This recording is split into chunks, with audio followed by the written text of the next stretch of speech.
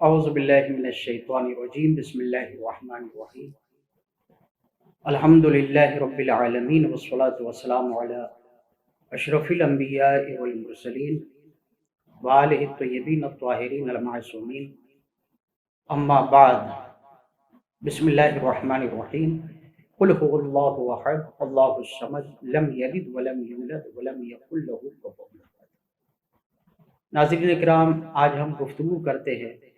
اخلاص پر، اس پر ہونے والے حملوں پر، اور ہم کیسے اپنے خلوص کو ابلیس یعنی شیطان کے حملوں سے محفوظ رکھیں۔ اس پر جیسا کہ ہم نے سورہ مبارکہ کی تلاوت کی، یہ سورہ توحید ہے جسے سورہ اخلاص بھی کہتے ہیں۔ سورہ اخلاص اس لیے کہتے ہیں کیونکہ صرف اللہ کی وحدانیت اور اس کی بے نیازی کا اقرار کرنا کافی نہیں، بلکہ ہمیں اپنے عمل سے یہ ثابت کرنا پڑے گا کہ اللہ ایک ہے، اس کے علاوہ کوئی معبود نہیں ہے، اور وہ کسی کا نیاز مند نہیں ہے، ہم اس کے نیاز مند ہیں۔ اس کو ہماری نمازوں کی، ہمارے روزوں کی ضرورت نہیں ہے۔ نمازوں کی، روزوں کی بندے کو ضرورت ہے، اور خداوند عالم نے یہ نماز، یہ روزے اور یہ بندگی، یہ بندوں کو اس لیے تعلیم دیے تاکہ بندہ اپنی بندگی کا ثبوت پیش کرے اور اپنی زندگی کو عبادت کے نور سے منور کر سکے۔ اخلاص و خلوص کی دین و شریعت میں اتنی اہمیت ہے کہ اس کے سلسلے میں کثرت سے آیات اور حدیثیں وارد ہوئی ہیں اور موجود ہیں۔ اگر ہم ایک جملے میں کہیں کہ اخلاص کی انسان کی زندگی میں کتنی اہمیت ہے، انسان کی عبادتوں کے ساتھ اخلاص کی کیا نسبت ہے، تو ہم ایک جملے میں یہ کہیں گے کہ جو نسبت سر کی جسم کے ساتھ ہے، وہی نسبت اخلاص کی انسان کی عبادتوں کے ساتھ ہے۔ جیسے انسان کے جسم سے سر جدا ہو جائے تو جسم کی کوئی پہچان نہیں رہتی اور جسم بیکار اور مردہ ہو جاتا ہے، اسی طرح اگر انسان کی عبادتوں سے خلوص کی روح رخصت ہو جائے اور خلوص کو الگ کر دیا جائے تو ان عبادتوں کی کوئی پہچان نہیں رہے گی اور وہ عبادتیں مردہ ہو کر کے رہ جائیں گی۔ پیغمبر اسلام حضرت محمد مصطفیٰ صلی اللہ علیہ وآلہ وسلم ارشاد فرماتے ہیں کہ بالاخلاص یتفاضل مراتب المؤمنین، اخلاص کے ذریعے خداوند عالم مومنین کے مرتبوں کو طے کرتا ہے اور ان کو الگ الگ مرتبے عطا کرتا ہے۔ یعنی جتنے بھی مومنین عبادتیں کر رہے ہیں، سب کی عبادتوں کا اجر ایک برابر نہیں، بلکہ عبادتوں کو خلوص کے معیار پر پرکھا جاتا ہے۔ جس کی عبادت میں جتنی زیادہ گہرائی ہوگی، اس کی عبادت کا اجر اتنا زیادہ ہوتا ہے۔ خود عبادت کرنا بہت مشکل ہے، کوئی بھی عمل کرنا بہت مشکل ہے، لیکن اس سے بھی مشکل ایک مرحلہ ہے۔ ہم مانتے ہیں کہ نماز کی پابندی کرنا مشکل ہے، روزہ رکھنا مشکل ہے، حج کرنا مشکل ہے، غریبوں کی مدد کرنا مشکل ہے، پریشانیوں کی پریشانی دور کرنا مشکل ہے، کسی کی تعلیم کا ذریعہ فراہم کرنا اور کسی کی تعلیم کا بندوبست کرنا مشکل امر ہے، لیکن اس سے مشکل بھی ایک امر ہے۔ وہ امر کیا ہے؟ امیر المومنین حضرت علی علیہ السلام کی حدیث غرر الحکم میں ہے، مولا فرماتے ہیں تصفیت العمل اشد من العمل، یعنی اپنے عمل کے اندر خلوص پیدا کرنا، للہیت پیدا کرنا، شفافیت پیدا کرنا۔ شفافیت کیا؟ یعنی ہم جو عمل کر رہے ہیں وہ خدا کے لیے کریں، خدا کی خوشنودی کے لیے کریں، دنیا والوں کی خوشنودی کے لیے نہ کریں۔ اپنے عمل میں شفافیت پیدا کرنا، للہیت پیدا کرنا، یہ خود اس عمل سے زیادہ مشکل امر ہے۔ نماز پڑھنا مشکل ہے،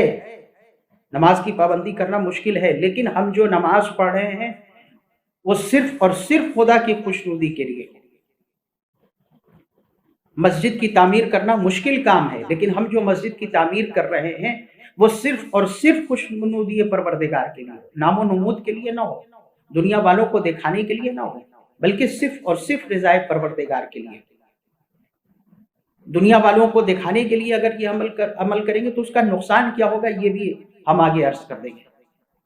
تو خود تصفیہ عمل بہت مشکل امر ہے، عمل سے زیادہ مشکل امر ہے۔ اب آئیے خوب دیکھتے ہیں کہ یہ خلوص کا اور اخلاص کا شیطان پر کیا اثر ہوتا ہے، اور وہ اس سے کتنا بلبلاتا ہے اور اس سے کتنا پریشان ہوتا ہے، اسی لیے وہ اخلاص پر حملے کرتا ہے۔ یاد رکھیے، شیطان کو آپ کی نمازوں سے کوئی تکلیف نہیں ہے، آپ کی روزوں سے کوئی تکلیف نہیں ہے، حج سے کوئی تکلیف نہیں ہے۔ ہاں، جب نمازیں، روزے، حج یہ سب خدا کے لیے ہوتے ہیں، دنیا والوں کے لیے نہیں ہوتے، تو شیطان کو تکلیف ہوتی ہے کہ یہ دنیا کے لیے کیوں نہیں کر رہا ہے۔ اگر دنیا کے لیے، جو لوگ دنیا کے لیے یہ سب کچھ کرتے ہیں تو وہ شیطان کا کام آسان کرتے ہیں، اس سے شیطان خوش ہوتا ہے۔ جو لوگ دنیا کو دکھانے کے لیے کسی کی تعلیم کا بندوبست کرتے ہیں یا مسجد تعمیر کرتے ہیں، ہاسپٹل تعمیر کرتے ہیں خوشنودی دنیا کے لیے، تو اس سے شیطان کو کوئی تکلیف نہیں ہے، بلکہ اس کا کام آسان ہو جاتا ہے۔ کیوں؟ اس لیے کہ لوگوں کی خوشنودی کی خاطر انسان آخرت میں اپنے اجر سے محرومی کا سامان فراہم کرتا ہے۔ تو شیطان کیسے حملے کرتا ہے انسان کے خلوص پر، اور اس سے ہم کو کیسے بچنے کی ضرورت ہے؟ سب سے پہلا حملہ جو شیطان انسان کے خلوص پر کرتا ہے وہ اس طرح کرتا ہے کہ انسان کے دل میں یہ بات ڈال دیتا ہے، ذہن میں یہ بات ڈال دیتا ہے کہ دنیا تمہارے عمل کی قدردان ہے، دنیا کو قدردان کے طور پر پیش کرتا ہے، اور یہ بات انسان کے ذہن میں ڈالتا ہے کہ تم جو کچھ کر رہے ہو اس کی جتنی زیادہ دنیا کو خبر ہوگی اتنا تمہارا نام ہوگا، اتنی تمہاری واہواہی ہوگی، اس لیے کوشش کرو کہ جتنا زیادہ سے زیادہ ہو سکے تمہارے عمل کی خبر دنیا کو پہنچے، اس لیے کہ دنیا تمہاری واہواہی کرے۔ فائدہ پہنچنا ایک الگ بات ہے، لیکن اس لیے کہ دنیا تمہاری واہواہی کرے۔ تو یہ اٹیک کرتا ہے انسان، اور اس طرح سے انسان کے ذہن و دل میں یہ وسوسہ ڈال کر کے انسان سے اس کا خلوص چھینتا ہے۔ اب یہ یہاں پر ایک سوال جو میں نے پہلے بھی عرض کیا کہ اگر دنیا کو دکھانے کے لیے انسان کام کرتا ہے تو کیا اس سے حرج ہے؟ ٹھیک ہے، کام تو کر ہی رہا ہے، نیک کام تو کر ہی رہا ہے، بھلے دنیا اس کی واہ واہی کر رہی ہے، نام و نمود ہو رہا ہے، دنیا اس کا نام لے رہی ہے، جے جے کار کر رہی ہے، زندہ باد کے نعرے لگا رہی ہے، تو اس سے نقصان کیا ہے؟ نقصان یہ ہے کہ جس دن انسان یہ دیکھتا ہے کہ اب لوگ واہ واہی نہیں کر رہے ہیں، یا کوئی ایک شخص جو اب تک واہ واہی کر رہا تھا وہ واہ واہی نہیں کر رہا ہے، تو انسان بدظن ہونے لگتا ہے، سست ہونے لگتا ہے، یا ایک دن ایسا آیا کہ اب وہ ایسی خدمات نہیں کر پا رہا ہے جو وہ کر رہا تھا، یا جو توقعات وہ کیے ہوا تھا کہ لوگ ہماری تعریف کرتے رہے، وہ دیکھتا ہے کہ اب وہ تعریفیں نہیں ہو رہی ہیں، تو انسان سست ہو جاتا ہے، چونکہ وہ یہی سمجھ رہا تھا کہ ہمارے عمل کی قدر و قیمت یہی ہے کہ لوگ ہماری تعریف کریں، جسے شرک خفی کہا گیا ہے۔ یعنی ایسے لوگ جب روز محشر اپنے اعمال کو لے کر کے جائیں گے اور بارگاہ خداوندی میں یہ عرض کریں گے پروردگار یہ کیا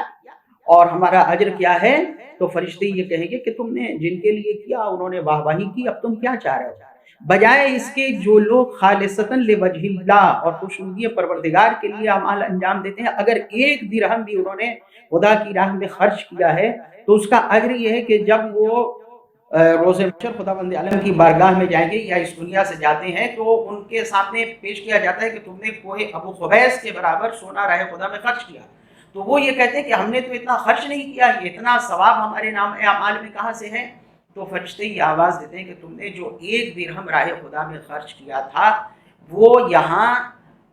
برکت پروردگار کے دائرے میں پل رہا تھا، خداوند عالم کی برکتیں اس ایک درہم میں شامل حال ہو گئیں، اور ان برکتوں کی وجہ سے ان میں اتنا اضافہ ہوا کہ وہ کوہ ابو قبیس کے برابر سونے میں تبدیل ہو گئی۔ تو یہ پہلا اٹیک شیطان کا ہے کہ وہ لوگوں کو قدردان بنا کر کے ہمارے سامنے پیش کرتا ہے۔ اس وقت ہمیں ہوشیار رہنے کی ضرورت ہے کہ جب بھی ایسا وسوسہ دل میں آئے یا کوئی ڈالنے کی کوشش کرے، ہمیں اس بات پر یقین رکھنا چاہیے کہ خدا کے علاوہ ہمارے عمل کا کوئی قدردان نہیں ہے، اور ہمارے عمل کا کوئی واقعی اجر دینے والا نہیں ہے۔ ہم نے جو کچھ بھی کیا ہے خداوند عالم کے لیے کیا ہے۔ دوسرا اٹیک جو شیطان کرتا ہے وہ یہ کہ ہم اعمال کر رہے ہیں، اچھے اعمال کر رہے ہیں، لیکن جب ہم مصیبتوں میں مبتلا ہوتے ہیں تو شیطان طرح طرح کے وسوسوں میں مبتلا کر دیتا ہے کہ تم جب اللہ کے نیک بندے ہو، اچھا اللہ کے اچھے بندے ہو اور اچھے اعمال انجام دے رہے ہو، تو اتنی ساری مصیبتوں نے تمہیں کیوں گھیر لیا؟ جب بھی شیطان اس طرح کے حملے ہمارے اوپر کرے، مصائب و آلام آئیں، تو ہمیں انبیاء و مرسلین علیہ السلام کی زندگی کو یاد کر لینا چاہیے، بالخصوص ائمہ معصومین، اور ان میں بھی بالخصوص شہدائے کربلا اور ان کی قربانیوں کو یاد کر لینا چاہیے۔ امام حسین علیہ السلام کربلا میں جنازے پر جنازے اٹھاتے رہے، لیکن ہر جنازہ اٹھانے کے بعد ایک فقرہ امام کی زبان پر رہتا تھا، رضن بقضائہ و تسلیما لامرہ لا معبود سواک یا غیاث المستغیثین۔ رضن بقضائہ و تسلیما رضن بقضائک و تسلیما لامرک لا معبود سواک یا غیاث المستغیثین۔ اے پروردگار، ہم تیرے فیصلے پر راضی ہیں اور ہم تیرے امر کو تسلیم کرتے ہیں، تیرے علاوہ کوئی معبود نہیں ہے۔ یا غیاث المستغیثین، اے مدد مانگنے والوں کی مدد کرنے والے۔ دوسری مثال جناب زینب کبریٰ جب کربلا سے مصیبت و آلام کی منزلیں طے کرتی ہوئی دربار شام میں پہنچی، اور جب یزید ملعون نے طنز کیا کہ آپ نے دیکھا خدا نے آپ کے ساتھ کیا، تو جناب زینب نے فرمایا ما رأیت الا جمیلا، ہم نے اللہ کی طرف سے اچھائی کے علاوہ کچھ نہیں دیکھا۔ یہ ایک مثال ہے، کربلا والوں سے زیادہ مصیبتیں کائنات میں کسی پر نہیں پڑی، کسی پر نہیں پڑی، نہ کسی نبی پر، نہ کسی رسول پر، نہ کسی امام پر، کائنات میں کسی پر نہیں پڑی۔ وہ ایک الگ موضوع ہے کہ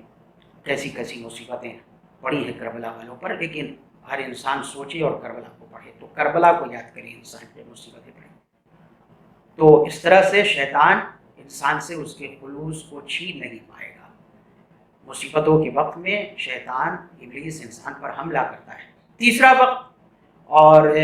تیسرا اٹیک جو شیطان کرتا ہے انسان پر، وہ یہ ہے کہ عبادتوں کے باوجود شیطان انسان کے دلوں میں خواہش پیدا کرتا ہے کہ تم اتنی عبادتیں کرتے ہو تو یہ کام بھی ہو جائے، یہ کام بھی ہو جائے، ایسا بھی ہو جائے، ویسا بھی ہو جائے۔ اس وقت انسان کو ہوشیار اور خبردار رہنے کی ضرورت ہے۔ اس وقت بھی انسان انبیاء علیہ السلام، مرسلین علیہ السلام اور ائمہ معصومین علیہ السلام کی زندگی کو پڑھے، سرکار محمد مصطفیٰ صلی اللہ علیہ وآلہ وسلم اور ان کی آل کی زندگی پر غور کرے کہ انہوں نے خداوند عالم سے دنیا طلب نہیں کی۔ یعنی خواہش کرنا بری بات نہیں ہے، لیکن اگر انسان خواہش کرے تو دنیا کی خواہش نہ کرے۔ دنیا کی خواہش اگر کرنا بھی ہے تو کوششوں کی خواہش کرے، توفیقات کی خواہش کرے، جو کچھ بھی علل و اسباب خداوند عالم نے فراہم کیے ہیں اس میں توفیق کی خواہش کرے کہ خدا توفیقات میں اضافہ کرے۔ یعنی خواہش کرنا بری بات نہیں ہے، خواہش کرے تو اچھی چیزوں کی کرے اور خواہشات کو اچھی جہت دے، اور خداوند عالم سے زیادہ سعادت دارین کی تمنا کرے، سعادت دارین کی خواہش کرے۔ تو جب بھی ابلیس ملعون انسان کے دل میں خواہشات ڈالے، خواہشات پیدا کرے، تو انسان خداوند عالم سے مدد طلب کرے کہ پروردگارہ ہمیں نیک خواہشات کی توفیق دے، ہمیں نیک اعمال انجام دینے کی توفیق دے، تو پھر انسان شیطان کے حملے سے محفوظ رہے گا۔ والسلام